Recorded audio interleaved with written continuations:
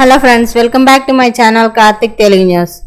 Friends, ఇవాళ రైతులకు good news చెప్తూ ఒక ఇంపార్టెంట్ అప్డేట్ న్యూస్ అయితే రావడం జరిగింది. దీని గురించి మరిన్ని విషయాలు ఈ వీడియోలో తెలుసుకుందాం. కేంద్ర బడ్జెట్ కు సర్వం సిద్ధమైంది.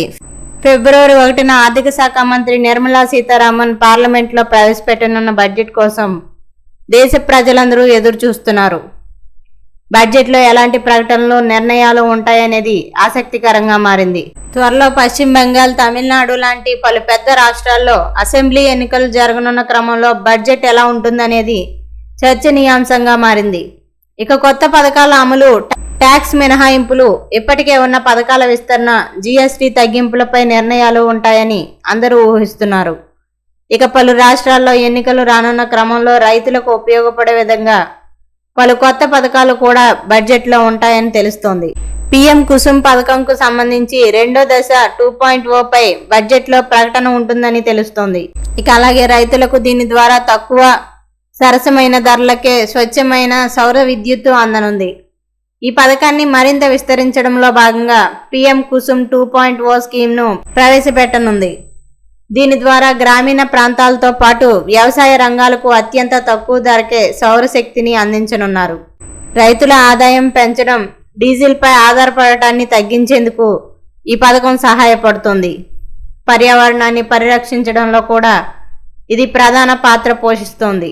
ప్రస్తుతం అమలవుతున్న పీఎం కుసుమ్ పథకం గడువు మార్చి 2026లో ముగుస్తోంది. దీంతో 2.0 పేరుతో కొత్త పథకాన్ని తీసుకొస్తుంది.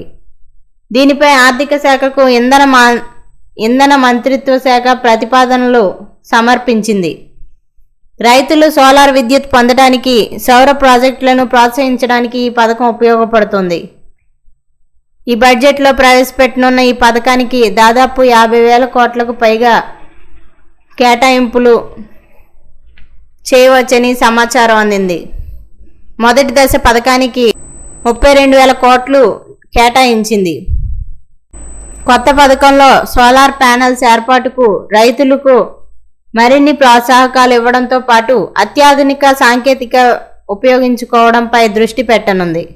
ఈ పథకం వల్ల రైతులకు 2 ప్రయోజనాలు కలగనున్నాయి. పీఎం కుసుమ్ పథకంలో సౌర విద్యుత్ను ఉపయోగించుకునేందుకు బ్యాటరీ నిల్వ టెక్నాలజీని ప్రవేశపెట్టనుంది.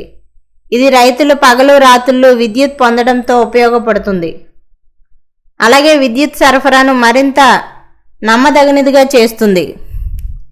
అయితే 2019 మార్చిలో ప్రధానమంత్రి కుసుమ్ యోజన పథకం ప్రారంభించారు. రైతులకు సౌర పంపులు, సౌర విద్యుత్ అందించడమే ఈ పథకం లక్ష్యం. ఇక అలాగే జనవరి 2024లో ఈ పథకాన్ని మరింత విస్తరించారు. రైతులకు విద్యుత్తు, నీళ్లు రెండింటినీ ఈ పథకం అందిస్తోంది. సో ఫ్రెండ్స్, ఇది అప్డేట్ న్యూస్. మరిన్ని అప్డేట్స్ కోసం ఛానల్ సబ్స్క్రైబ్ చేసుకోండి ఫ్రెండ్స్. అలాగే పక్కన ఉన్న బెల్ ఐకాన్ క్లిక్ చేసి వీలైతే ఛానల్కి లైక్ అయితే చేయండి. Thank you friends. Thanks for watching this video.